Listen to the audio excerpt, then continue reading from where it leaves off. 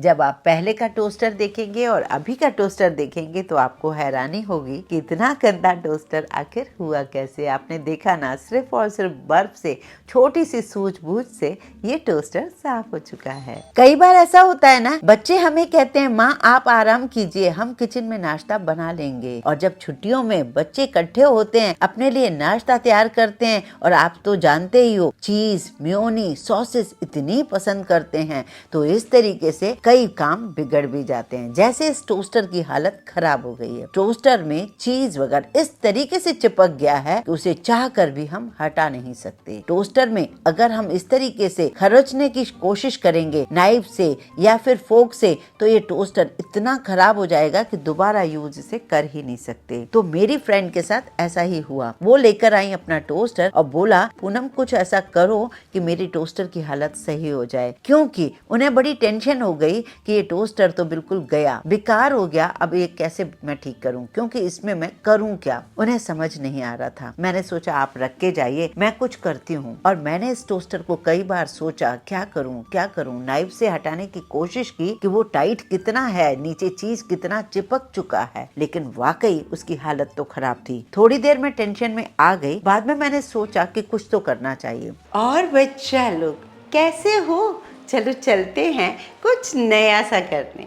मैंने plug on किया, उसे थोड़ा गर्म करने की कोशिश की। तो जब ये गर्म होने लगा तो मैंने सोचा इसके ऊपर आइस लगानी चाहिए। तो आइस लगा के मैंने इसे बंद कर दिया और इसे गर्म करने के लिए छोड़ दिया। आप भी ऐसा कर सकते हैं। और इस तरीके से जब इसमें से धुआं निकलने लगा तो मैं समझ गई कि हाँ मेरा काम हो जाएगा जो मैंने सोचा है। थोड़ी देर बाद फिर से मैंने इसे कवर किया, क्योंकि ये लूज तो हो रहा था चीज, लेकिन अभी भी कसर काफी है। चैनल पर अगर नए आए हो बच्चों, अभी तक सब्सक्राइब नहीं किया है तो प्लीज सब्सक्राइब करना तो बनता है। तो जब ये अच्छे से फिर से धुआं निकलने लगा तो मैंने लिया एक स्पॉन्ज। आपको एक स्पॉन्ज लेना है, क्योंकि ये टोस्टर है, ये नॉन स्टिक कोटेड होते हैं। अगर हम इसे जोर से खरांचते हैं किसी स्कॉच ब्रश से या फिर आप स्टील वाले जूने से इसे साफ करेंगे तो खराब हो सकता है। तो आप कोई भी स्पंज ले सकते हैं, जैसे कि इस तरीके का स्पंज हमारे घर में होता है नॉर्मल सा, या फिर ये स्कॉच ब्रश का साइड वाला जो नीचे के साइड जो स्पॉन्ज होता है ना, वो ही लीजिए। थोड़ा टाइम लगेगा पर आपका काम बहुत ही परफेक्ट हो जाएगा।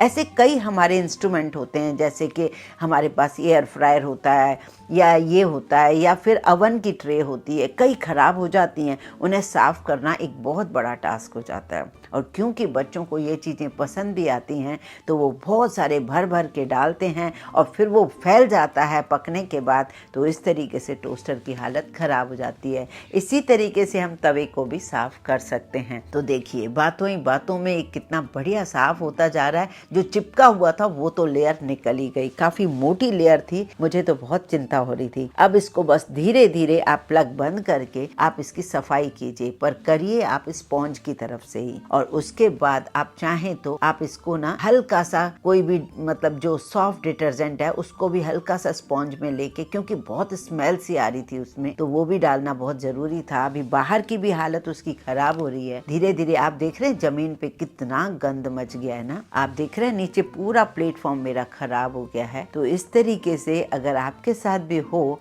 तो घबराइए मत, कोई सॉल्यूशन ढूंढिए। और हाँ, इस टाइप के कोई और भी परेशानियां हो बच्चों तो मुझे कमेंट करके जरूर बताया कीजिए, क्योंकि मैं आपके सॉल्यूशन के लिए बैठी हूँ। और हाँ बच्चों, इस वीडियो को आप कहाँ से देख रहे हो ये तो मुझे जरूर बताया कीजिए। वीडियो अगर थोड़ा सा भी पसंद आया हो, कोई छोटी सी भी ट्रिक अगर आपको पसंद आई हो तो लाइक जरूर किया कीजिए और शेयर किया कीजिए, क्योंकि शेयर करेंगे तभी हम एक दूसरे से समझ पाएंगे अपनी प्रॉब्लम को। इस तरीके से लास्ट में मैंने कॉटन के कपड़े से फिर से उसे साफ किया, बस गीला करके किया, फिर ऊपर से साफ कपड़े से सूखे से किया, लास्ट में मैंने एक बार पेपर नैपकिन से भी किया। कुल मिला के ये टोस्टर की हालत बिल्कुल साफ हो गई।